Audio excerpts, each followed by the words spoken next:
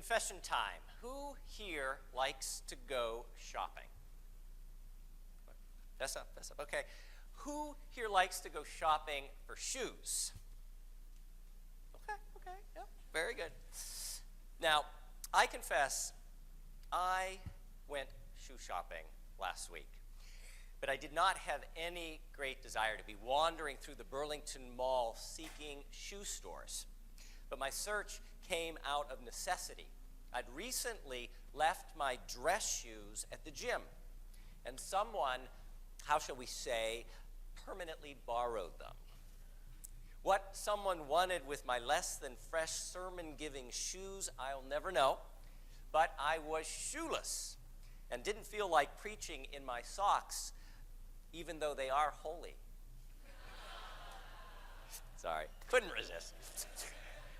So, there I was at the mall amidst the afternoon mixture of teens just freed from high school, moms tugging candy-toting toddlers, and a few serene seniors just sitting back and watching the rest of us running to find whatever it was that we were looking for. Sitting next to me in the shoe store was a young man of, say, 20 years old. He was trying on slippers, looking for the softest, most comfortable pair. Lifting a pair of them in the air, he said to his partner, "Darren, these fit great. Now let's go home, veg on the couch, watch ESPN, and not do anything for the rest of the day."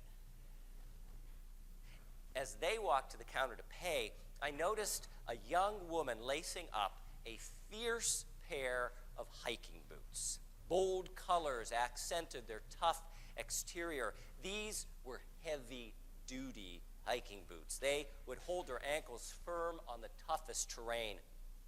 She looked triumphant as she stood up and announced to the sales clerk, "Next stop, Appalachian Trail." Shopping for shoes got me to thinking. There are two kinds of people in the world. There are those who walk through life in slippers, those happy to begin and end each day with what is known, what is sure. They build and claim a life that's comfortable. It's not groundbreaking, it's not exciting, it's not going to take them anywhere but home. And for them, that's right, that's the way to go, slippers. But there are also kinds of people who walk into life with hiking boots, those who are looking for a bit of adventure, those looking to shake things up a bit, those not content to walk the comfortable and known path, but who are compelled to forge new highways and byways. As Unitarian Universalists, our footwear of faith is the hiking boot. We Unitarian Universalists pride ourselves in being spiritual seekers. Our history is made up of a search for religious truth and meaning that takes us to the far edges of popular thought. We traverse the fringes of faith. Our earliest Middle Eastern and European forebears challenged the religious thinking of their time. They walked out of the stifling storehouse of prescribed belief and climbed up into a radical terrain of thought. A quick hike through our Unitarian and Universalist history reveals just a few of the instances where we blazed new theological paths. It's important for us to understand where we came from if we ever want to understand who we are and where we might be going. Within a few hundred years after Jesus of Nazareth's death, the Catholic Church proclaimed that God was made up of three equal persons, the Father, the Son, and the Holy Spirit. In other words, Jesus was God. They called this the Trinity. Unitarians called it a fabrication. The Holy was and will always be one, they said. Jesus was not God. Rather, the human power of love was alive within him, as it can be within each one of us. The Unitarians said that holy isn't some unattainable divine ideal. Rather, the holy can be forged here on earth through human hearts and hands that reach out and connect with others. From early on, popular Christianity taught that the eternal fires of hell waited as our punishment for sin. Universalists stood up and preached hope instead of hell, proclaiming that the universal spirit of love was broad enough to embrace all people, not just a lucky few. Catholics and Protestants looked at humanity and saw depravity. Unitarians and Universalists looked at humanity and saw possibility. Catholics and Protestants said salvation came through faith in the divine or through the touch of grace. Our radical ancestors said that salvation was created here on earth through faith in humanity and through ethical living. Mainstream Christianity saw Jesus as the bearer of the world's one religious truth. Unitarians and Universalists began seeking a religious truth beyond any one form or understanding, beyond even the concept of God itself. They said you could be religious, you could be spiritual without belief in the divine. You could be religious, you could be spiritual because you lived by values that champion kindness, compassion, respect, justice, responsibility, and unity. You could be religious, you could be spiritual because you were standing on the side of love, working on the side of love, walking on the side of love. In fact, our entire liberal perspective is oriented toward an ongoing evolution of love. The direction of the religious world's view, the liberal religious world's view, is the polar opposite to that of conservative religion. Our conservative sisters and brothers of many faiths look back to a time of perfection and oneness with the sacred. For them, that golden age existed in the past. We know the story. In the beginning, God created the perfect world. Something went wrong, and perfection was destroyed. Now, our job is to search for and find the promise from the past. But religious liberals such as ourselves have always looked forward. We believe the golden age could exist somewhere in the future. We say a better world is evolving. Our job is to search for the promise of tomorrow that is shaped out of the choices and the actions of today. This is our inheritance as Unitarian Universalists, a forward momentum that never stops seeking a wider and more inclusive vista from which to view humanity and the world. We do this together as a people of faith, as members of our ancient religion. We've learned that through the ages, a pair of hiking boots and some forward motion will move us toward another day. This is true in the large context as Unitarian Universalists who have a shared vision for a better, more just, and loving world. But it's also true in a smaller context, a smaller way, in our ordinary day-to-day lives, lives like the ones we are living today, lives filled with challenges, aches and pains, disappointment, illness, loss, and real struggle, lives filled with chores and errands and deadlines and responsibilities, lives filled with pleasant surprises, hugs, laughters, and simple joy waiting to be discovered. It's true for us in our ordinary day-to-day moments. A pair of hiking boots and some forward motion will move us toward another day. Unitarian Universalist minister Victoria Stafford writes of this personal forward momentum, saying, "You know, we do it every day. Every morning we go out blinking into the glare of our freedom, into the wilderness of our work and the world. Every morning, every day, we leave our houses not knowing if it will be for the last time. And we decide what we'll take with us, what we'll carry, how much integrity, how much truth-telling, how much compassion in case somebody along the way may need some, how much arrogance, how much anger, how much humor, how much willingness to change or be changed, to grow and to be grown, how much faith and hope, and how much love and gratitude. You pack these with your lunch and medications, your date book and your papers.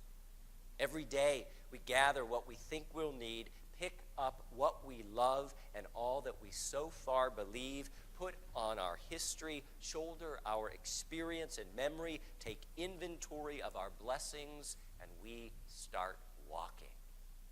Walking toward morning.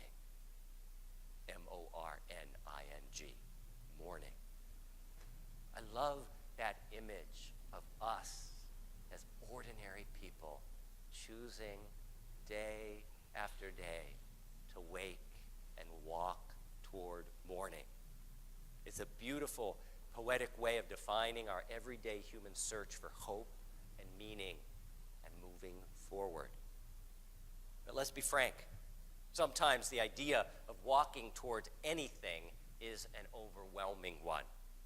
For some of us, physically taking one step forward is excruciatingly painful in joints and bones that are aching and aging.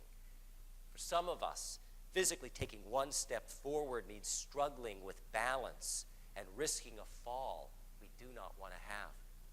For some of us, the idea of metaphorically walking towards anything feels like it requires more energy, more stamina, and more resilience than we have left.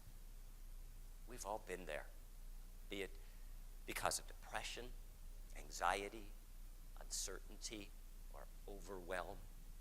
We have all been there, be it because of something someone else has done, or be it because of a choice we have made. We've all been there, that place where we are too spent to move forward, too tired to search for anything. Is it any wonder that one of the most cherished of all hymns contains these words? Precious Lord, take my hand, lead me on, let me stand. I'm tired. I'm weak. I am worn. Through the storm, through the night, lead me on to the light. Take my hand, precious Lord, lead me home. When the darkness appears, when the night draws near, and the day is past and gone, at the river I stand. Guide my feet, take my hand. Take my hand, precious Lord, lead me home. Those words make me think of something Unitarian Universalist minister Wayne Arneson once said. He said, "Take courage, friends. The road is often long. The path is never clear. The stakes are very high. But deep down there is another truth. You're not alone. You are not alone. We are not alone. We need not walk forward alone." There's a new hit musical on Broadway called Kinky Boots. It's about learning to stand, moving through the storm, guiding one's feet, holding one's hand, and realizing, finally, that we are not alone. The musical is based on a 2005 British movie of the same name. Did anybody see the film when it was out in 2005? Okay, just a few of us. Despite its rather risque title, the musical is quite old-fashioned in spirit, very sweet, and has a delightful score written by pop icon Cyndi Lauper of Girls Just Want to Have Fun fame. Remember that one? Now, we don't have time to give the entire plot synopsis, but suffice it to say it is about a small English village shoe factory that's about to go under. No one is buying the staid, boring men's shoes that they've been making for 4 generations. The factory is being managed by an overwhelmed and inexperienced cute young chap named Charlie Price, who inherited the business when his father unexpectedly died. Things are going south fast, and bankruptcy and unemployment looms for Charlie and all his workers until Charlie meets the fabulously flamboyant Lola, a female impersonator, a drag queen extraordinaire, full of attitude for days. Lola tells Charlie that entertainers like herself, men impersonating women, need good, strong, solid, but sexy boots. They need fabulous boots that can have heels that can take the weight of a full-grown man. But no one makes that kind of strong, high-heeled stiletto that can support a man dressed and dancing as a woman. Light bulb moment. Charlie sees a niche market, and suddenly the backwater staid men's shoe factory is working feverishly to debut a new line of radical, red, sparkling, kinky boots. Through working with Lola and his crew at the factory, the insecure Charlie begins to find confidence in himself. Through working with Charlie, who believes in her, the self-doubting Lola begins to find confidence in herself. Charlie and Lola realize they need each other to move towards the future they envision. They can't find it alone. In the final scene of the musical, Charlie steps out onto the runway at the prestigious fashion show in Milan, Italy, to debut his factory's outrageous red sparkling sequin boots with strong stiletto heels a mile high. Charlie stumbles. Charlie falls flat on his face in front of the press, the buyers, and the cognoscenti. Charlie had tried to move forward. He tried to walk into the future, but splat. It all seems to have ended in a terrible tumble. But suddenly, Lola appears, dressed in an awesome red gown, and fierce and fabulous, she reaches out her hand to Charlie and sings, "Once I was afraid, but then you came along.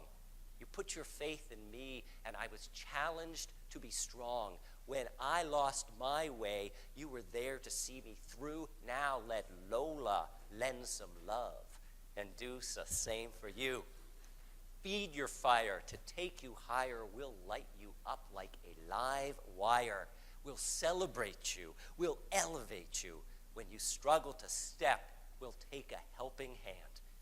If you hit the dust, let me raise you up. When your bubble bursts, let me raise you up. If your glitter rusts, let me raise you up." Taking hold of the hand that Lola has extended, Charlie shakily stands back on those stilettos and takes one step forward and then another, and then he sings, "Never put much heart in anything before. You strut into my life and help me go for something more. Now I stand up for myself. Now I stand out from a crowd. Now I'm standing on high heels. If Dad could see me now." My spiritual friends, my Unitarian Universalist friends, whether in hiking boots or kinky boots or slippers or Nike or Skechers or Rockport or Florsheim or Fergalicious or Pink and Pepper or Madden Girl or Lifestride or Manola Blahnik or Birkenstock or even bare feet, we are a people of faith that choose to walk forward together, hand in hand, seeking more love, seeking more hope, seeking more peace, seeking more joy, helping each other up when we tumble and fall, and always striding forward through the ages. It isn't always easy. It isn't always pretty. It isn't always obvious. But it is always who we are. Take courage, friends. The road is long. The path is not clear. The stakes are very high, but deep down there is another truth. We are not alone. Blessed be. Amen.